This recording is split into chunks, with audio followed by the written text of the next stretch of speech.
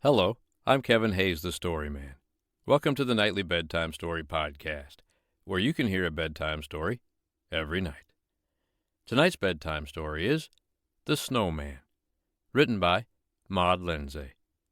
I hope you like it. The Snowman, written by Maud Lindsay.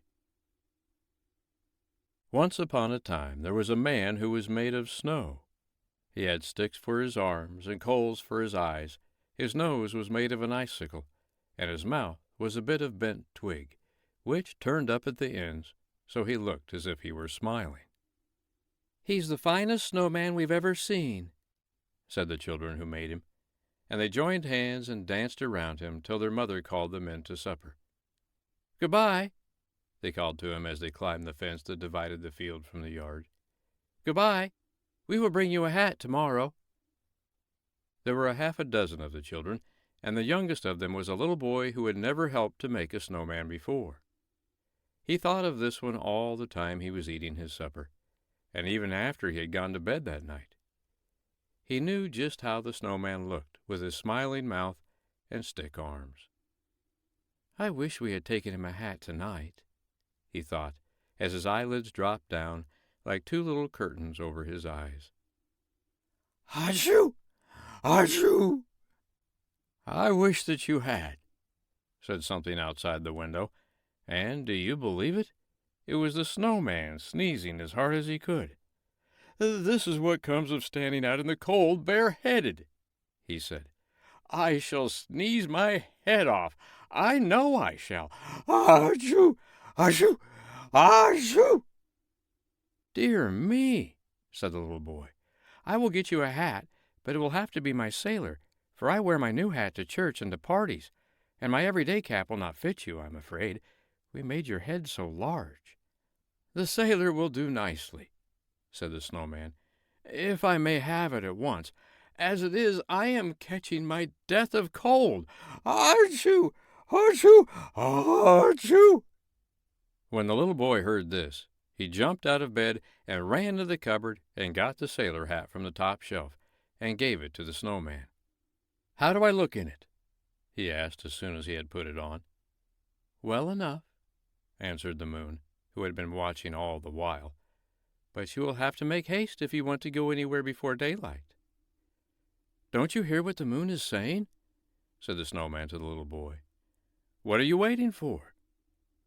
"Am I going anywhere?" asked the child. "Of course," answered the snowman. "Why shouldn't you go?" The little boy could not think of an answer to this, and the next thing he knew, he was out of the window with the snowman. "Where are we going?" asked he. "Why," said the snowman, hurrying away into the street, "I have never thought of that. But since you speak of it, I think we had better go to the Winter King's palace and ask him if he cannot do something to keep the sun from shining tomorrow." "Oh," said the little boy, for his mother had promised that he might go to his grandmother's if the day was fine. He had no time to say anything about this, however, for just then the snowman cried out, "Ah, I have dropped one of my eyes, and I cannot go on without it." Dear me, said the little boy. "How shall we ever find it?" But while he was talking, a little dog that he knew very well came by. His name was Fido, and he could find anything that was lost. He had found the little ball when it rolled under the house, and his master's overshoes when everybody else had failed, and when he heard of the lost eye, he started back at once to look for it. "Don't worry," said the little boy. "Fido will find it." And sure enough, in the twinkle of a star, he was back with the coal in his mouth. The little boy put it in its place as quickly as he could, for the snowman seemed to be in a hurry. "Oh, didn't you see that we were at a baker's shop?" he said. "I know I must have been near the oven, too, for one of my ears is almost melted off." "Why, you haven't any ears," said the little boy. "We did not know how to make them." "No ears!" cried the snowman. "Then how do I hear what you say? But there now, you are only a little boy and cannot know everything. Besides, here we are at the palace, and you must be quiet." The little boy had thought he was passing the schoolhouse where his big brothers and sisters went to school, but when he went inside, he saw that he was wrong and the snowman was right, for in the place where the teacher's desk should have been was a throne, and on the throne sat the Winter King with icicles in his beard. As soon as he saw the snowman and the little boy, he began to talk very fast. "What has this little boy been doing? Why isn't he in bed? Come here, Jack Frost, and tickle his toes." "Oh, no, no," cried the snowman. "He has done nothing wrong. He is one of my best friends, and I have brought him here with me to ask you not to let the sun shine tomorrow. I don't want to melt." "Ah, said the king. "I don't know about that. You will have to melt sometime, won't you?" "Of course," said the snowman, "but I'd like to last as long as I can." It made the little boy very sad to hear him talk in this way. He thought he would rather not go to his grandmother's than to risk the snowman in the sun. "We are very fond of him," he said to the king. "He's the finest snowman we've ever seen, and he looks just as if he were smiling." "So he does," said the king, looking at the snowman again. "And since you ask it, I'll tell you what I'll do. I cannot keep the sun from shining, but I will ask the north wind to freeze the snowman, and perhaps he will last anyhow."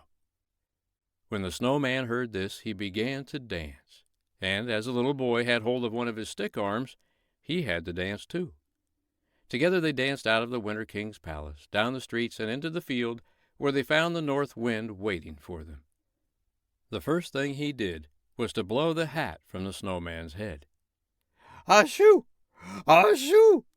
sneezed the snowman. "I know I shall catch cold." And "Achoo!" sneezed the little boy, and he sneezed so loud that he waked himself up, for, do you believe it, he had been asleep and dreaming all the time. One part of his dream came true, though, for when he looked out of the window the next morning, there stood the snowman in the field, frozen solid. The end. I hope you liked tonight's bedtime story, The Snowman, written by Maud Lindsay. Well, that snowman sure had some troubles, didn't he? First, he didn't have a hat for the night. I guess you need to have a hat for your snowman, or he's going to catch a cold. I didn't know a snowman could catch a cold, did you? And then he lost his eye. A coal eye just fell right out of his head on the ground, couldn't find it. Luckily Fido was there and retrieved his eye and brought it back. Well, that was quite a dream that boy had. Or was it a dream? After all, the snowman was frozen solid the next morning. What do you think? Well, you might be right. I'm Kevin Hayes, the Storyman. I'll be back tomorrow night to read you another bedtime story. But for tonight, good night. Achoo!